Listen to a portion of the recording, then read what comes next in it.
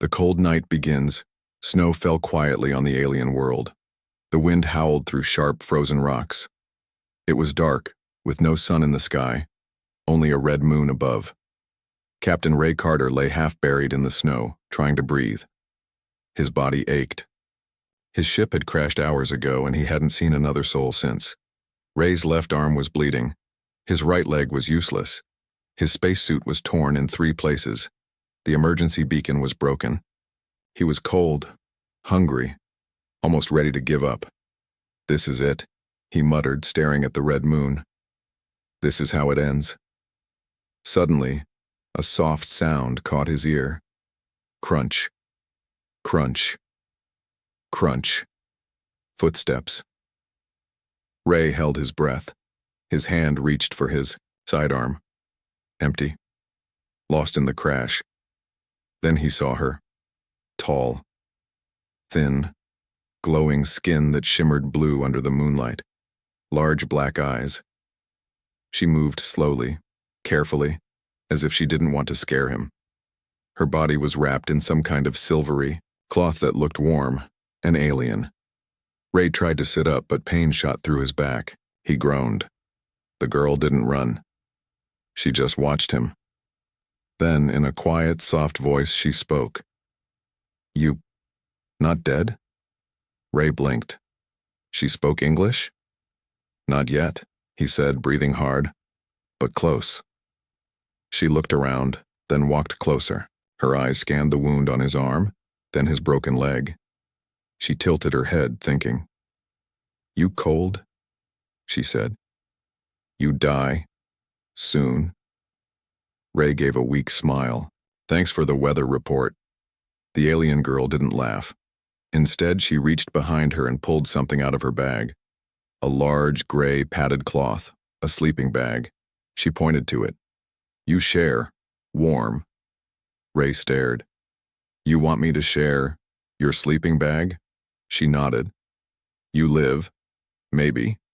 He looked at her, confused and suspicious. Was this a trick? Was she leading him into a trap? But then again, he was freezing to death. He didn't have a choice. "All right," he whispered. "Let's cuddle." She didn't understand the joke, but moved quickly. She laid the sleeping bag on the ground beside him, opened it, then helped him roll in. She climbed in after him. It was tight, uncomfortably close, but warm. The warmth hit his skin like a small miracle. His body stopped shaking. "Better?" she asked. "Yeah, better," he whispered. His eyes were already starting to close. "Thank you." They lay still for a few minutes. He could hear her breathing. Slow. Calm. She didn't seem afraid of him. And somehow, he wasn't afraid of her either. "What's your name?" he asked. She paused, then said slowly, "Ayla." "Ayla," he repeated. "I'm Ray." She nodded. "Ray." Then silence again, but his mind was still full of questions. "Why are you helping me?" he asked. She didn't answer. He turned his head slightly, trying to see her face. "Where are your people?" Again, no reply. He sighed. "Are you alone?" This time she whispered, "Yes." Ray felt something in her voice. Sadness. Maybe fear. They lay there for a while. The wind outside screamed like a monster. But inside, the sleeping bag, it was quiet. Ray drifted in and out of sleep. At one point, he felt her hand gently touch his wound. She had taken out a small glowing plant from her bag. She pressed its sap onto the cut. It burned for a moment, then cooled. Opened his eyes. "What was that?" "Heal plant," she said. "Old medicine." He smiled faintly. "You're full of surprises." She blinked, not sure if that was a good thing. Outside, something growled. Ray froze. What was that? Ayla looked toward the dark. Her eyes narrowed. Danger. She pulled the sleeping bag over both their heads, leaving a small gap to breathe. Her hand reached for a small blade at her side. She didn't speak. She just waited. Ray's heart pounded. This night was far from over. Uneasy allies, the night held its breath. Captain Ray Carter lay still under the sleeping bag, barely daring to blink. Beside him, Ayla didn't move a muscle. Her long fingers gripped a small curved blade. Her eyes stayed locked on the dark. Outside, the growl came again. Low. Hungry. Closer. Ray whispered, "What is that?" Ayla's voice was a whisper of wind. Snow beast, it smelled blood. Ray felt the sting in his arm where he was wounded. His blood. Great. Can it smell fear too? He asked, trying to joke. Yes, she said, dead serious. He shut up. They waited. The cold outside felt like knives against the thin fabric. Every second stretched long, then silence. Nothing. The beast had moved on. Ayla slowly lowered her blade. Ray exhaled. You're not even scared? She turned to look at him, her voice soft. I am scared. Just not of beast. He stared at her, unsure what she meant. But she didn't explain. The next morning brought a dull gray light. The snow had stopped. The red moon was gone. Ray sat up slowly, groaning. Ayla helped him sit against a rock. She handed him a piece of strange, dried fruit. He sniffed it. Is this food? Or bait? She smiled for the first time. Food. I eat first. She took a bite, chewed, then handed it to him again. He nodded and took a bite. It was bitter, but edible. As they sat in silence, Ray studied her face. She looked young, maybe his age, but her eyes were old, like someone who had seen too much. He finally asked, Why are you out here? Alone? Ayla looked away. My people left me. Why? I helped human before. They say I am traitor. Ray blinked. So I'm not the first? She nodded, once. Long ago, small human, lost. I show her way home. She was child. My people say human is enemy. They hate. Ray shook his head. Not all of us are bad. She gave him a look. Not all of us too. Touché. Later they moved slowly, through the snow-covered valley. Ayla helped him walk. Her hand was strong under his arm. They followed a narrow path between frozen rocks and giant bones, remains of some ancient beast. Where are we going? Ray asked. Shelter. You heal there. You have shelter out here? She gave a small nod. Old place. Safe. Forgotten. Ray squinted at her. You know a lot of secret places. She didn't reply. After an hour of slow walking, Ray noticed something ahead. A piece of metal half buried in snow. It was human tech. He pulled free a broken helmet, his squad symbol still clear on the side. His heart sank. My team, they were here. Ayla stepped closer. She knelt and touched the helmet gently. Find this days ago, she said quietly. No bodies, but tracks. Then storm come.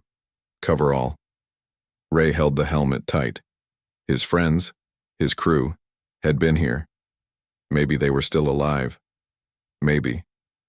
He looked up at her. Why didn't you tell me? She stood slowly, her face unreadable. You trust me? He hesitated. I don't know, she nodded. Then I not tell. That night they found the old shelter. It was a cave, deep in the side of a cliff. Inside, the walls were covered in strange symbols, alien writing. Ray couldn't read it, but he felt something in his bones. History, memory. Ayla built a fire using dried moss and glowing stones. She cooked a small pot of stew. The smell was strange, but warm. Ray leaned back against the stone wall. You could have left me to die, he said. Why didn't you? She stirred the pot in silence, then answered, Because I know how it feels. To be left behind. He looked at her. You were one of them once, he said slowly. But now you're not. Ayla didn't speak. Her eyes reflected the firelight like glass. Then she said something that made the fire feel cold. "They will come for you, Ray. My people. They always come." He stared at her. "And you?" She didn't answer. She just stared into the fire. The eye. Signal it started with a dream. Captain Ray Carter stood under a violet sky. Stars moved too fast like they were falling. Giant trees with glass-like leaves whispered his name in a voice he didn't know. A woman stood far away. Not Ayla. Someone else. Human. Familiar. She reached for him. "Ray, come home." Then, everything shattered into light. Ray gasped awake. His chest rose and fell. Sweat dripped down his forehead, even in the cold. The fire in the cave had burned down to glowing embers. Ayla wasn't beside him. For one strange second he thought she was gone. Then he heard it. The beeping. Faint. Repeating. Ray sat up fast, ignoring the pain in his leg. He scanned the cave. In the corner, next to Ayla's bag, something blinked, a signal. He crawled toward it and pulled out the device. His breath caught. It was a human transmitter. Military grade. The screen glowed. USS Horizon. Active signal detected rescue window. 72 hours, his heart raced. The Horizon was his ship's mothership. His crew, if anyone had survived, might be on board. This could be his way off the planet. He turned toward the cave entrance. Ayla stood there, silent. She was watching him. Ray held up the transmitter.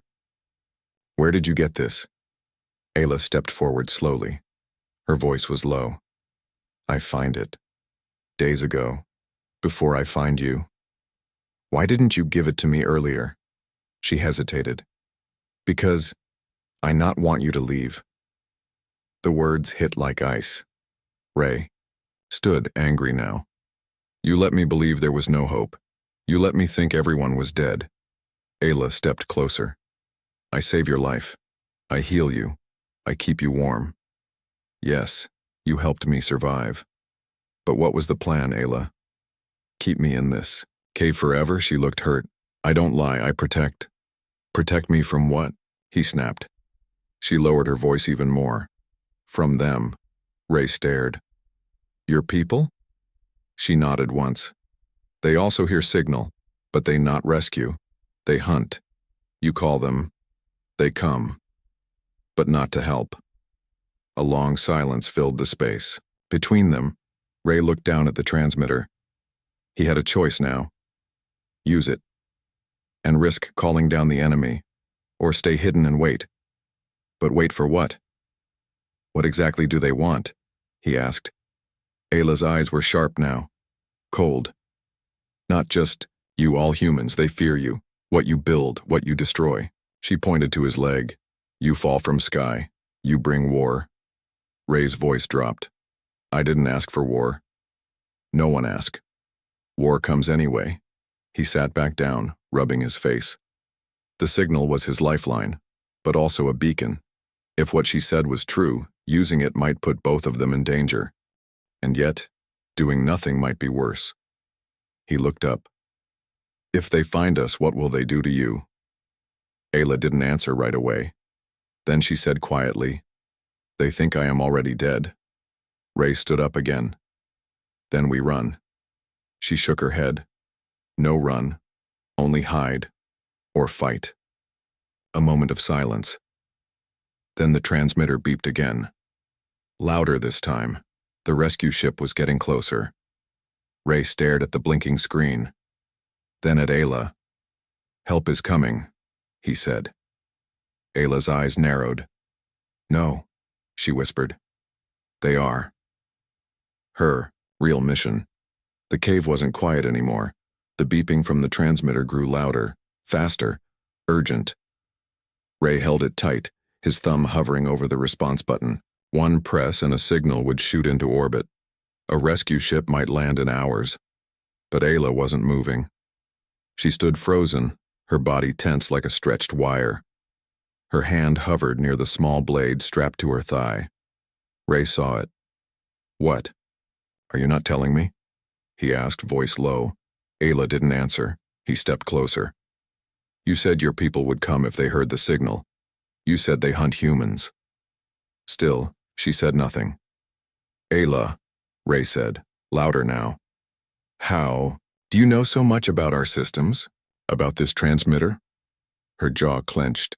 Ray suddenly realized she hadn't just found the device. You weren't just wandering out here, were you? He whispered. You were sent. That did it. Ayla's shoulders dropped. Her eyes, usually so calm, flickered with something else. Guilt. I was meant to watch the sky, she said. For falling stars. You mean escape pods? Yes? Ray stepped back, heart pounding. You knew I was coming. I didn't know it was you, she said quickly. They said a human would fall.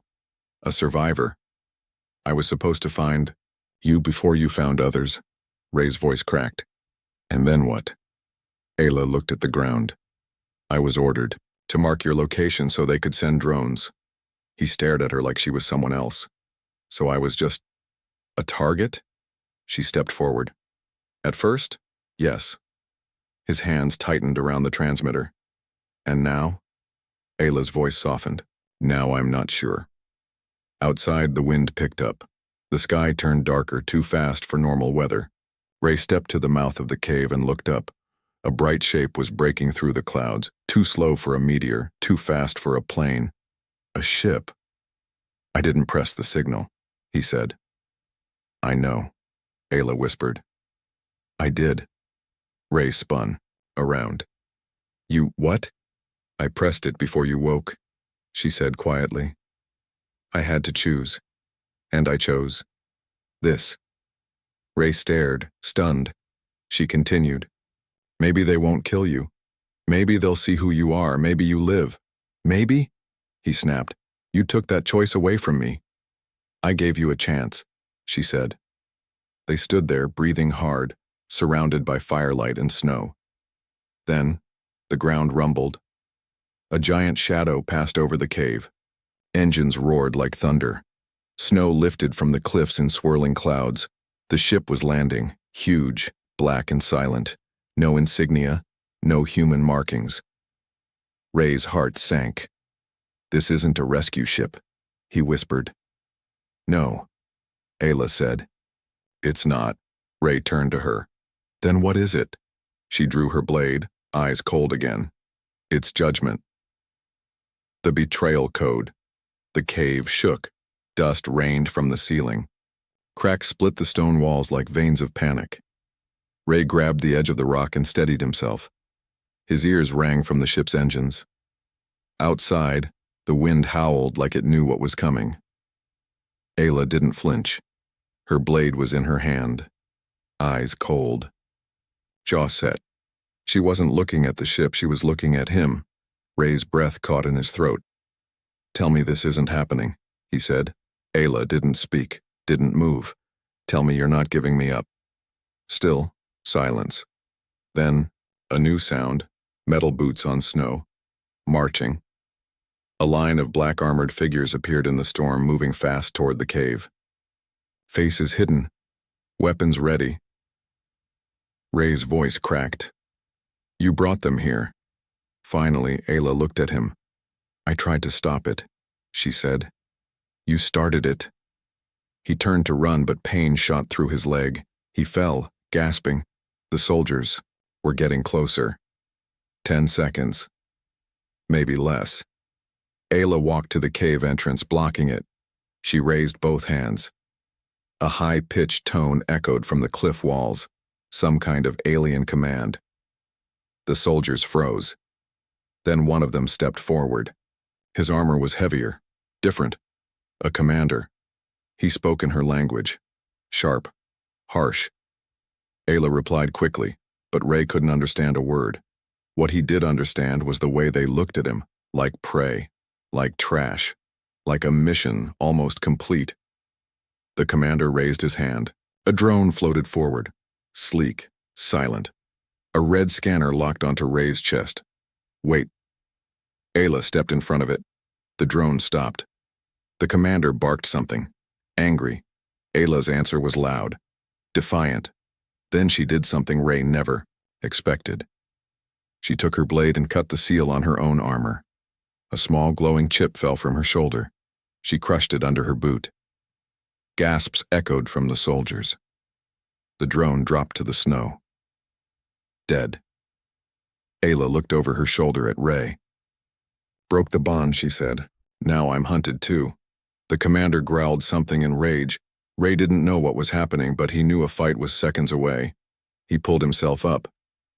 If we're running, now would be good. Ayla grabbed his arm and helped him. Up, her touch was firm, no hesitation. They'll follow, she said. Yeah, he said. Then let's give them a reason. They sprinted through the snow. Blades of light fired past them. Ayla moved like wind, dodging between rocks.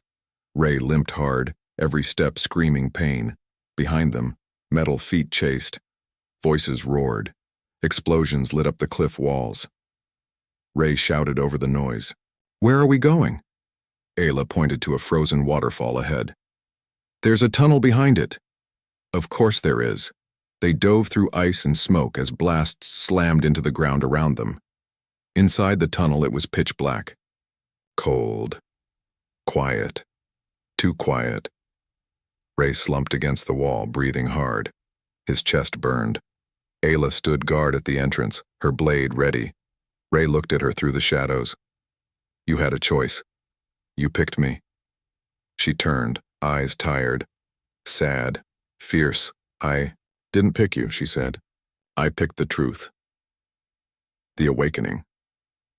Ray had never been this deep underground. The tunnel was ancient.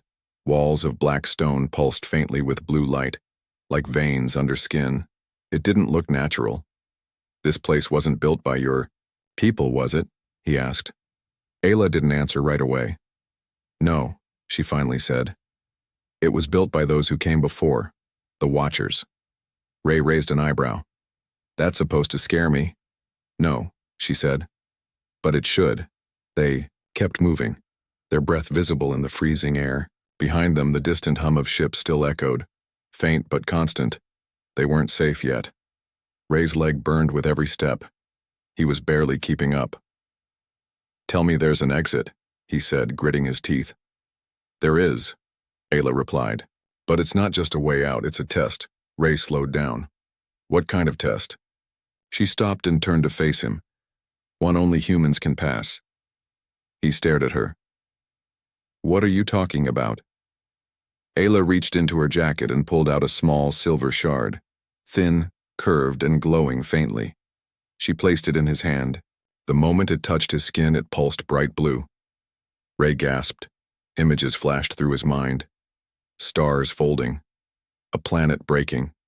Voices, dozens of voices, calling out in different languages. And then, silence. He staggered back, eyes wide. What? Was that? The truth, Ayla said. Your people weren't just explorers. You were part of something much older, much bigger. Ray shook his head. I'm a soldier. That's it. No, she said. You're a key. The ground rumbled beneath them. A low roar, like something alive, moved under the earth. Ayla grabbed his hand. We don't have time. The core is waking up. What core? The thing your kind buried here, a long time ago, before the war, before memory. Ray stared at the glowing walls. You mean, this planet? Ayla nodded. It's not just a planet. It's a vault. And you're holding the unlock. They reached a massive chamber. Black metal pillars rose into darkness. In the center was a pedestal, smooth and circular, waiting for something. Ray looked at the shard in his hand. Let me guess. This goes in there? Yes, she said. And what happens when I do that? Ayla looked him in the eye. Then everything changes. Ray stepped forward. The air felt thicker, like time was holding its breath. He raised the shard, but just as he was about to insert it, he heard them, footsteps. Dozens of them, voices. The soldiers had found the tunnel. Ray, Ayla shouted. He had two choices, run or awaken whatever waited in the dark. He drove the shard into the pedestal. The ground split with a flash of white light. Symbols lit up the walls. The air exploded with sound. Ayla fell to her knees. Ray didn't feel fear. He felt power. Rising. The last stand. The pedestal shattered. The moment Ray placed the shard, the entire chamber cracked open like a heartbeat exploding. Walls glowed. The air pulsed. And the earth, the living planet beneath them, spoke. Not in words. In memory. Ray saw flashes again. Clearer. This time, a war. Not just between species, but between ideas. Life versus control. Evolution versus extinction. The Watchers, ancient and almost godlike, had hidden something here. A source, a force, and humans. They weren't just survivors of that war. They were its final weapon. When Ray came back to himself, Ayla was kneeling beside him, eyes wide with awe. "You saw it," she whispered. He nodded slowly. "We're not just from Earth, are we?" "No," she said. "Your kind was scattered across galaxies, pieces of a defense system, waiting." Ray stood, feeling power hum through his veins. He wasn't glowing, but something in him was awake now. Something very old, very angry. Behind them, the soldiers stormed in. Laser sights lit the air. Dozens of weapons locked onto them. The commander raised his arm, shouting orders. Ray didn't flinch. He stepped forward. "No more running," he said. Ayla reached for her blade. Ray stopped her. "Let them come." The moment the soldiers fired, the walls responded. Blue light exploded from the chamber's core. A wave of pure energy threw the front line backward like toys. Their weapons shorted out. The walls rippled like water. Ray raised his hand and the chamber listened. Stone twisted. Light moved. Shields formed around him and Ayla, floating like glass. "I don't know how I'm doing this," he said. "You don't need to know," Ayla said, smiling. "You were meant to." The commander staggered up, shouting something in fury. He drew a weapon Ray had never seen before. Dark, curved, pulsing with red static. "That's not alien tech," Ray muttered. "No," Ayla said. "That's ours. Taken. Twisted." The commander fired. The blast hit the shield and shattered, but the impact knocked Ray to one knee. Blood from his nose. His body trembled. He looked up. "I can't hold this forever." Ayla gripped his shoulder. "You don't have to." She stepped forward and dropped her weapon. The entire chamber fell silent. Ayla raised her voice, speaking her language, loud, clear, and full of fire. The soldiers hesitated. She turned to Ray. "I told them the truth, about you, about us. Some will listen. And the rest?" Ray asked. Ayla's expression turned cold. "We fight." The final battle wasn't about strength, it was about belief. Some soldiers lowered their weapons, others didn't. The room exploded into chaos. Blades, light, screams. But Ray didn't feel alone anymore. He fought with more than training. He fought with purpose. With Ayla at his side, minutes felt like lifetimes. But in the end, it was quiet. The commander lay on the ground, defeated. The vault trembled, but it wasn't breaking. It was breathing, alive again. Ayla looked at Ray, her face calm. "You changed everything." He shook his head. "No, we did." Final moments. Outside, the sky was clearing, a sunrise Ray thought he'd never see. Ayla reached into her jacket and pulled out another shard. Not a weapon, a beacon. "Time to tell the others," she said. He nodded. "Let them come. This time, we're ready."